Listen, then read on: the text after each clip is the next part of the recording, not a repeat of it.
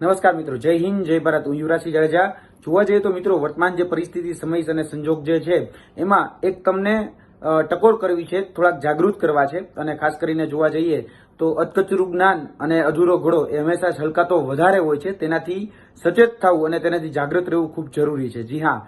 અને વર્તમાન જે સમય છે એમાં પણ તમને એક વાર્તા પણ કેવી છે, અને વાર્તાનો સાર એવો છે કે ભાઈ હંમેશા જે સલાહ લેવાની થાય ને એ સલાહ હંમેશા એક્સપર્ટની લેવી જોઈએ. કેમ કે અત્યારના સમયમાં માર્ગદર્શન આપનારા, સલાહ દેનારા ઘણા બધા છે.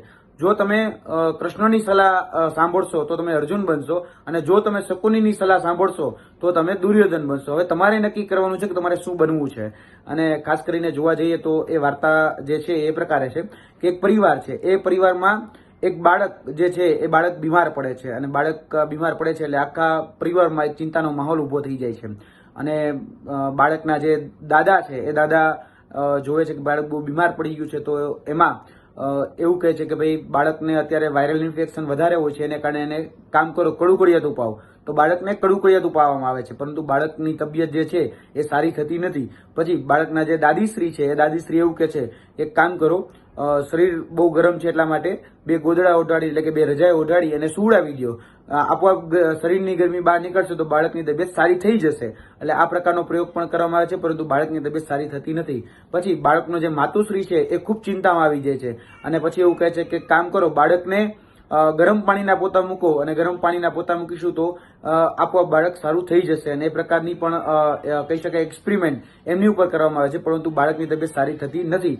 થોડા સમય પછી એમના કાકાશ્રી આવે છે, અને એના કાકાશ્રી છે તો એ જોવે છે કે બાળકની તબિયત ખરાબ છે, અને સીધા જ એ ડોક્ટરને ફોન કરે છે. અને ડોક્ટર ત્યાં આવે છે, નિદાન કરે છે અને થોડાક રિપોર્ટ્સ કઢાવે છે.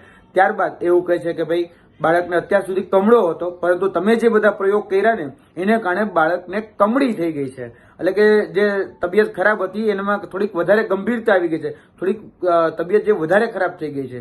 એટલે આ બધા જ પ્રકારના પ્રયોગ એ બાળક ઉપર કરવામાં આવ્યા. જેમાં આપણા સ્નેહીજનો હોય, આપણા શુભચિંતક હોય, આપણી ઉપર પ્રયોગ કરતા હોય, ક્યાંક એમને એવી આશા અપેક્ષા હોય કે આ પ્રયોગ કરીશું તો એ બાળક જે છે એ સારું થઈ જશે. એ જ પ્રકારે પ્રયોગ વર્તમાનમાં પણ ઘણા બધા લોકો એ તમારી ઉપર કરતા હોય છે, જેમાં અધકચરું જ્ઞાન અને કહી શકાય કે અધૂરો ઘોડો જેમ હોય એમ તમારી ઉપર અધકચરું જ્ઞાન થોપી અને તમારી ઉપર એક્સપેરિમેન્ટ કરતા હોય છે. એટલે આવા એક્સપેરિમેન્ટ કરનાર લોકોથી તમારે વર્તમાનમાં બચવું અને જાગૃત થવું એ ખૂબ જરૂરી છે. જ્યારે પણ સલાહ લેવાની થાય ને ત્યારે એક્સપર્ટ એડવાઇસ, જે તજજ્ઞ છે એની જ સલાહ ખાસ તમારે લેવી જોઈએ. કહેવાય ને, પછી આપણે ગામ હોય ત્યાં ઘણી બધી વાતો કરનારા પણ ઘણા બધા હોય. એટલે ગામના મોઢે ક્યારેક ગળનું ન બાંધી શકાય, આ પણ હકીકત છે ને. તો ગામના મોઢે ગળનું બાંધવાની જરૂર નથી.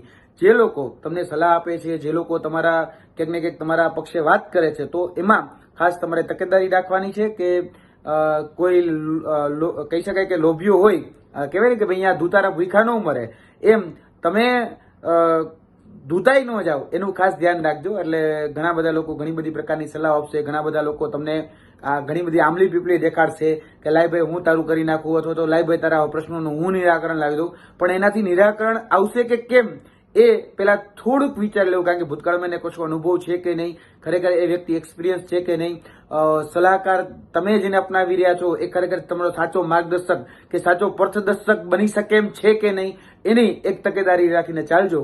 આ બસ કહેવાનો ભાવાર્થ એટલો જ છે કે કારણ કે વર્તમાન પરિસ્થિતિમાં ઘણા બધા લોકો જે છે એ તમારા સલાહકાર બની ગયા છે અને સલાહકાર બની પણ રહ્યા છે.